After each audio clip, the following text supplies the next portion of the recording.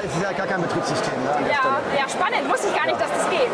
Genau, also technisch gesehen ist es ein ESP32, der wird mit der Arduino-Entwicklungsumgebung programmiert. Das ist ja dann eine C ist es oder C++. Und es gibt dazu eine Betriebssystem, eine Desktop-Software, die läuft jetzt auf .NET. Das läuft also auch, technisch gesehen kann man es unter Linux oder Windows starten mit dem .NET Framework. Und das ist halt eine Timeline-Software, die ist so ein bisschen wie so eine Videoschnittsoftware sich vorzustellen. Ich kann also über einen MIDI-Musikmischpult, kann ich jetzt hier eine Timeline ablaufen lassen. Da läuft dann der Fortschrittsbalken läuft dann hier ab und ich sehe halt hier ganz viele Punkte und jeder Punkt entspricht einer Achse von einem animatronischen Roboter, wo einfach nur Servos sind. Wenn ich jetzt an dem Mischpult an einer Achse drehe, dann kann ich live an der Figur sehen, wie diese Achse sich bewegt und dann hier in diesem Videoschnitt oder in diesem Animationsschnittprogramm einfach an die Stelle gehen, wo ich dann zufrieden bin, kann dann auch hin und her scrollen.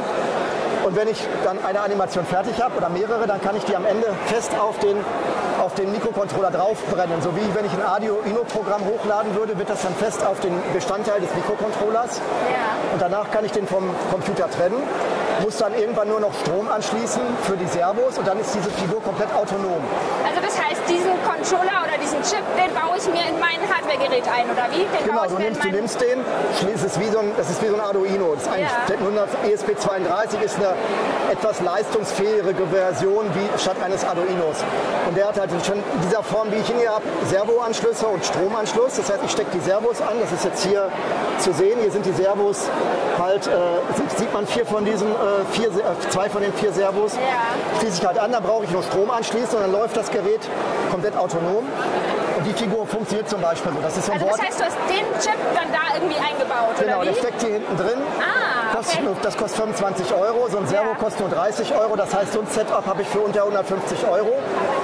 Und dann hat die Figur halt genau das, wenn ich den Strom anschließe, da muss kein PC angeschlossen werden. Die Figur bewegt sich dann von alleine und ich habe dann hier als Bonus noch einen Moduswahlschalter. Das heißt, ich kann den ganzen Animationen eine Kategorie geben und sage halt, okay, wenn ich jetzt hier drauf gehe und sage Sleep, dann wird er als nächstes eine Animation von der Kategorie Sleep abspielen. Boah, ich bin schon total heiser von der Maker-Fair, merke ich gerade. Und, so viel zu reden. Und wenn ich jetzt auf Action gehe, dann winkt er, wenn die Animation abgespielt ist, als nächste Animation einer aus der Kategorie Action. Dann winkt er so ein bisschen rum. Ja, das ist echt cool. Und das ist halt Open Source, das heißt, ich möchte jeden dann, der halt auch das Problem hat, ich möchte programmieren, nicht die Animation, sondern normal musst du sagen, beweg dich eine Sekunde den Servo nach da, beweg den Servo dann halt.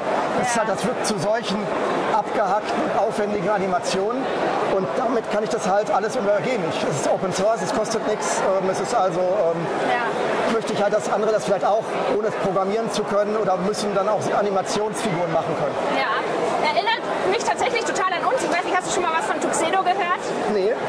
Wir sind ein Hardware-Hersteller, also wir machen Linux-optimierte Laptops. Das kenne ich. Ihr macht immer Werbung auf der CT AX oder irgendwo auf der letzten Seite, glaube ich, irgendwo, ja. Genau, und wir haben auch mittlerweile unser eigenes Betriebssystem. Wir haben Tuxedo OS und Tuxedo Control Center, also Programme, mit denen es leichter fällt, das Notebook zu steuern. Und wir machen das tatsächlich auch in dieser Open-Source-Schiene, damit eben die Leute animiert werden, mehr auf Linux umzusteigen, kein Geld mehr ausgeben zu müssen im Prinzip, ne, für Open Source zu unterstützen und dass es halt einfacher wird für die breite Masse im Prinzip. Ja, cool. Also ganz ähnliche Themen eigentlich. Ja, Open Source, ich mache eigentlich alle meine Projekte, wenn es geht, Open Source. Ja, cool. Außer ich habe irgendwas drin, was ich selber nicht weitergeben darf. Bei den Dynamixel Servos, da ist das Protokoll nicht so richtig offengelegt, meiner Erfahrung nach. Da kann ich halt da nichts machen, weil ich darf selber nicht weitergeben. Okay. Aber an sich, wenn es geht, ich meine, bezahlen wird mich da eh keiner für, warum soll ich es dann behalten? Ne? Ja.